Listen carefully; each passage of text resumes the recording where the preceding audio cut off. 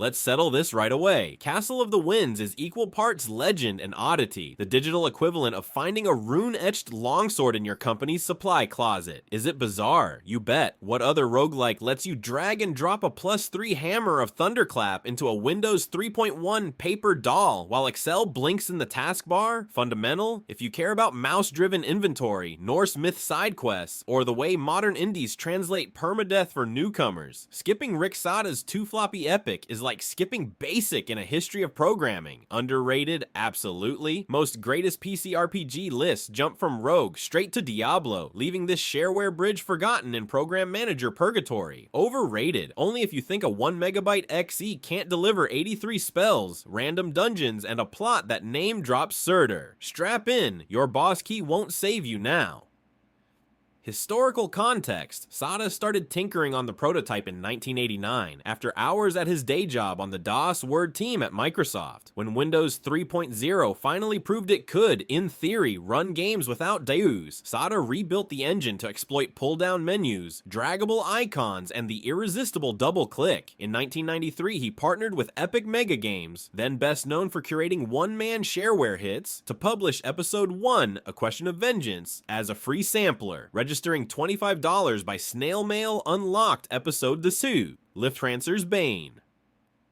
My first exposure wasn't a BBS download, but a plastic-bagged floppy stapled inside Epic Shareware Digest. XP Arcade, my neon-lit refuge of CPS2 cabinets, sold these discs at the counter. Between TIE Fighter sessions on the shop's 386, I booted COTW and nearly missed my ride home. By 1998, Saada, still at Microsoft shipping data analysis tools, uploaded both episodes as full freeware. Because why not? A generosity the Internet Archive, home of the underdogs, and my abandonware still celebrate today. Mechanics: a mouse-first roguelike classic roguelikes assign every verb to a keyboard rune. COTW instead winks at the Windows mantra. Double-click to do stuff. Left-click a tile, your sprite glides. Right-click an axe. A menu pops describing weight and value. Drag plate mail onto the torso slot of a windowed paper doll and watch the AC field recalculate in real time. Strategy Wiki's control table still lists click to move as default, a novelty for 1993 grid crawls. The absurd thread we'll ride through this article is that COTW feels like Minesweeper cosplaying as Angband. Same gray title bar, same system fonts, radically more wyverns. Norse splash plot with semi-random floors. Instead of Tolkien tropes, Saada mined the poetic Edda. Your farmstead burns, trolls steal your inheritance. Vengeance beckons across 40 dungeons nestling beneath 3 hand-drawn towns. Each level is procedurally generated but interlaced with prefab boss layers. Ice caverns for Jotun mages. Magma vaults for Surtur. Fog of War reveals every corridor in real time, an effect later mainstreamed by Diablo, but here executed with 32 by 32 Windows bitmaps. 83 spells in the belt that predated Diablo. Where Rogue offered arrows and potions, COTW stuffs a spellbook fatter than a Pathfinder core rule set. 83 spells grouped into 6 schools, auto-learned 1 level at a time, while optional grimoires accelerate the syllabus. Combat is a turn-based ballet of mana math. Stun Ray freezes a fire drake. Lightning Bolt roasts it from 2 squares. Teleport saves you when AI beelines. Gear management hinges on the legendary utility belt. Drag any wand or potion to its slots and right-click for instant use. 4 full years before Blizzard debuted Potions Rose in Diablo, 1996, and 5 before hotkeyed belts in Diablo 2. Loot is random and occasionally hilarious. A deep floor storm giant can drop that coveted +2 Cloak of Displacement, but nothing guarantees it. You might get a Cursed Iron Helm instead, an RNG prank every rogue lover recognizes. Save anywhere, yet the shadow of permadeath lingers. Saada refused to force Iron Man rules. Click File, Save As, stash multiple backups, proceed.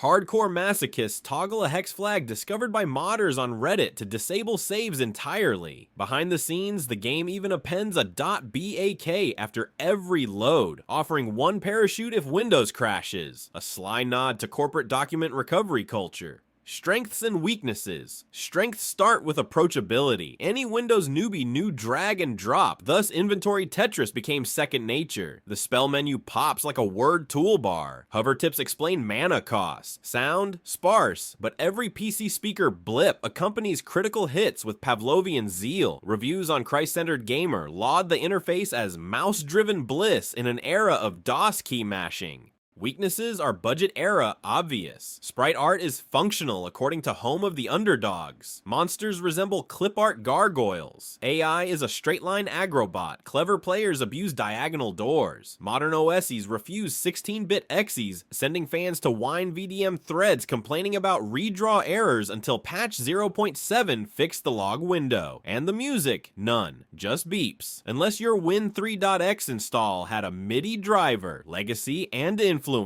While ASCII diehards stuck with NetHack, Windows adopters cut their teeth on KOTW, proving Redmond's GUI could host depth, not just solitaire. The drag and drop inventory foreshadowed Diablo's iconic grid, a lineage Blizzard devs acknowledged as Windows shareware inspiration in archived GDC talks. The shareware then full model became Epic's template for platformers like Jazz Jack Rabbit, 1994. Freeware status in 1998 ensured preservation. The installer now mirrors across abandonware hubs and the Internet Archive, 1.1 megabytes zipped, runnable on almost any emulator. The game pops up in speedrun wish lists. Forum veterans note so many game-breaking bugs ideal for routing, and a YouTube Any% showcases episodes I and 2 in 25 minutes, 50 seconds real time. It even influences modern indie design, Cataclysm.